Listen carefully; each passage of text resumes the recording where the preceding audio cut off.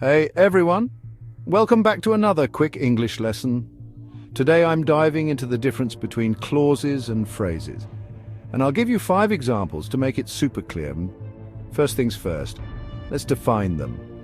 A clause is a group of words that contains a subject and a verb.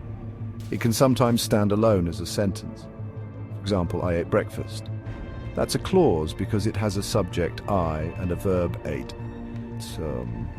On the other hand, a phrase is a group of words that does not contain a subject-verb combination. It cannot stand alone as a sentence. For example, under the bed.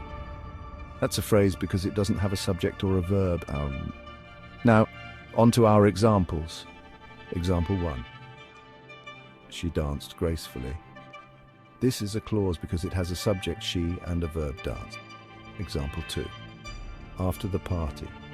This is a phrase because it lacks a subject and verb. Example 3. The cat slept on the mat.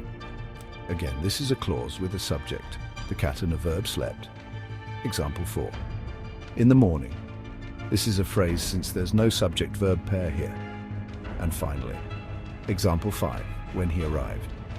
This is a clause because it has a subject, he, and a verb, arrived.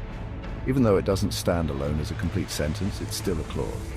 So, remember, the key difference is whether there's a subject and a verb.